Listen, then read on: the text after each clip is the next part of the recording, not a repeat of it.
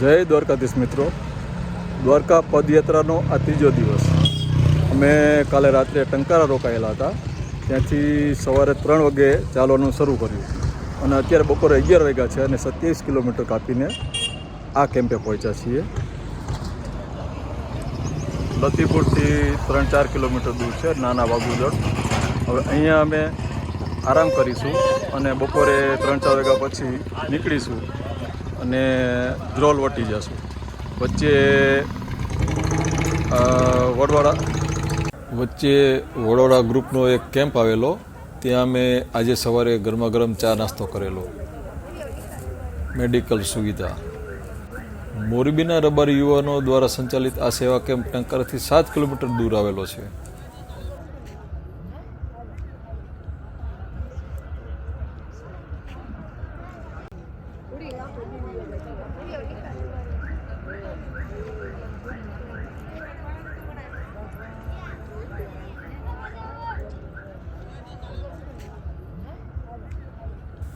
ત્યાં આરામ કરવા માટેની સરસ સુવિધા કરવામાં આવેલી હતી.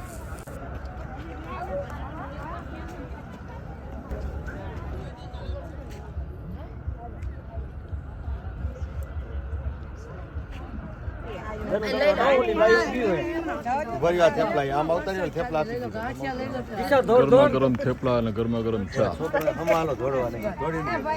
સવારના 4 વાગ્યા છે.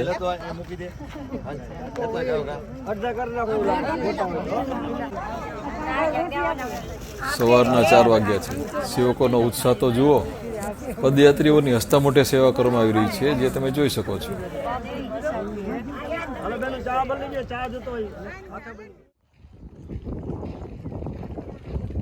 મિત્રો, અમે ધ્રોલ બાજુ જઈ રહ્યા છીએ.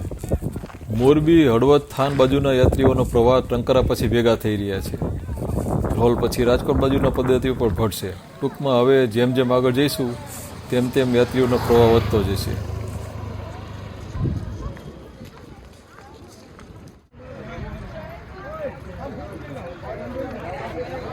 સેવા કેમ્પની વ્યવસ્થા ખરેખર ખૂબ સરાહનીય છે.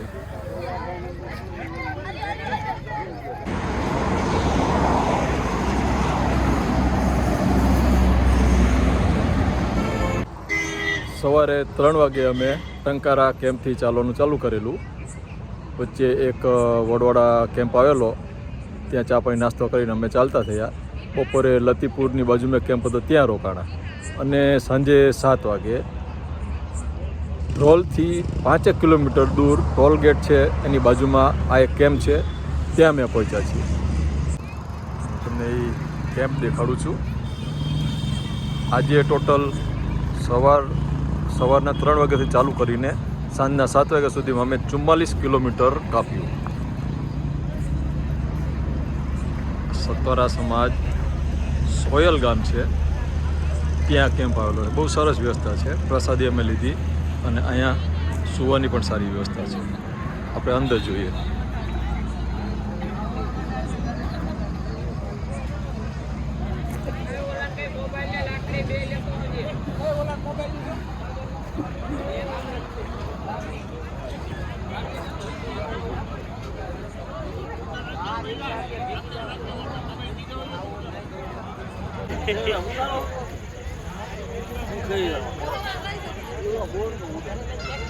ફોટો પાડતો ને હારો હા ભાઈ તો ખાસ ભાઈ શોખીન છે.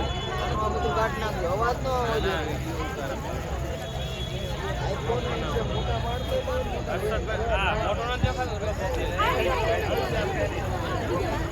યાત્રિકો થાકીને સૂઈ ગયા છે.